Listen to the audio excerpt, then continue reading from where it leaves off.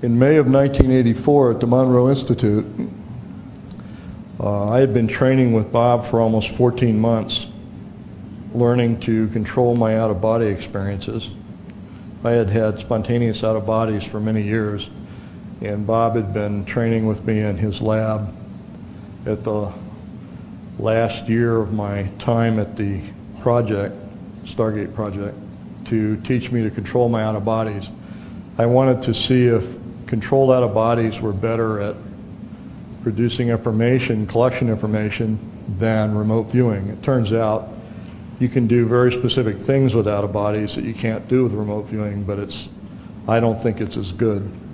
If you want to know how the trigger mechanism works on a Chinese nuclear weapon, out-of-body's better, because you can go to the Chinese nuclear weapon and put your face in it, look around, do detailed drawing. But if you want to know where all the parts from the weapon came from, remote viewing's better, because all the parts are intricately linked together, data-wise. So things are different for how you want to do things.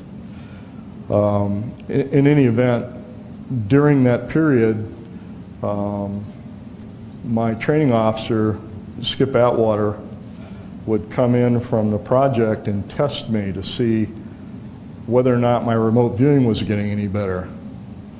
And one of his tests that he brought, one of the training tests that he brought, was a target that I didn't know anything about.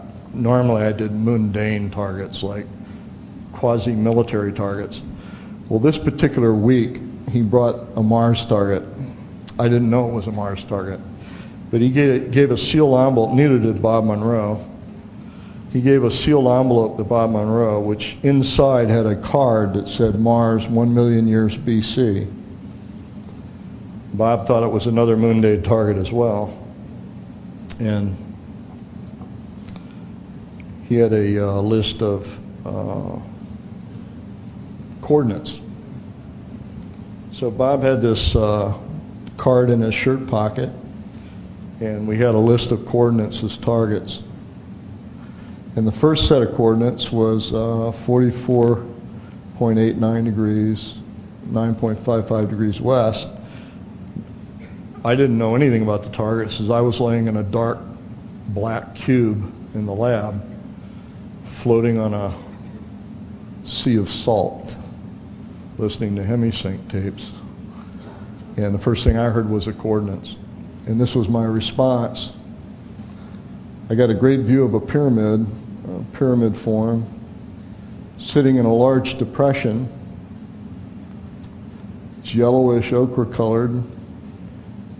I get clouds, a severe storm, major geological trauma. Then I was asked to visit the site before the trauma. They said, go back before the trauma. I said all the dirt had disappeared. There were now smooth walls. Everything was flat, megalithic. I said something about, gee, is this a new pyramid? Did they discover a new pyramid? Because it's really large. Shadow of people, fragments, memory of people. They said, go back to when they were there. Large people, thin and tall, wearing strange clothes, skin tight, very tight, almost can't see them. This is the actual target based on the coordinates. That's the face everybody's always referring to on Mars. This is actually the depressed area. This is the pyramid. It's actually a double-layered pyramid. This is the second set of coordinates that I got. In a canyon looking up steep, high walls that go on forever. Very intricate, huge sections of smooth stone carved out. Getting very large structures. Rabbit warren of huge corridors and rooms. I said the rooms were really large, and again I said something to him about this has got to be some new pyramids or something, because I don't remember ever seeing rooms this size in Giza or anywhere like that. That's a canyon, and that's the pyramid. Now what's really interesting about this particular pyramid, you notice it's sitting on the side of the impact crater. And that's a real trick, because that means the pyramid had to be put there after the impact crater. Because if the impact crater hit after the pyramid was there, it would have destroyed the pyramid. You can't have one and not the other. You understand what I'm saying? If that crater appeared after the pyramid, it would have destroyed that pyramid. The other interesting thing about this picture is you can measure the shadow of the crater, and based on the angle of the sun, you can estimate the size of the crater wall as being 3,000 meters tall. So that's a pretty deep crater. Now look at the shadow on the pyramid. Pretty tall pyramid. That's a 20,000 meter tall pyramid. Pretty big, huh? That's not the only thing interesting.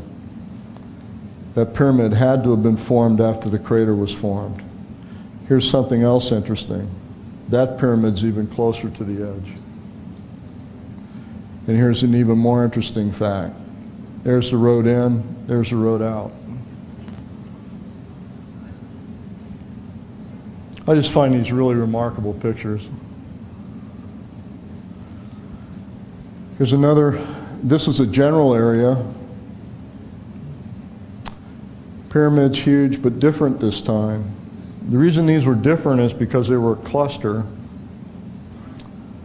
These are like shelters from storms. Designed for sleeping, I specified hibernation, sleeping through savage storms. I'm asked to find out why. They're an ancient people trying to survive. It's past their time and age. They're waiting for the return of someone sent to find a new home. Their world passed through the tail of a comet. I had a sense that their atmosphere was stripped away or destabilized when it passed through the tail of the comet.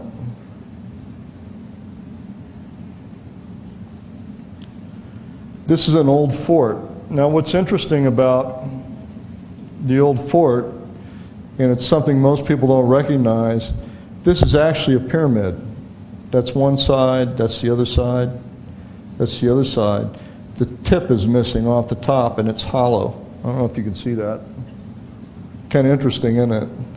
They call it the old fort. It's always referred to as the old fort. But that's a pyramid that's been tipped off. The tip's been taken off. That's a grouping of pyramids. And that's a building, or what's left of a building on a sort of a plateau. And that's the drawing I did of the larger beings. What I think in actuality, there really are no such thing as Martians. What I think Martians are is us. I think we're descendants of the original inhabitants of Mars. And we're the ones that never went back. Give you an idea of size, that's the rough size of the pyramid of Giza.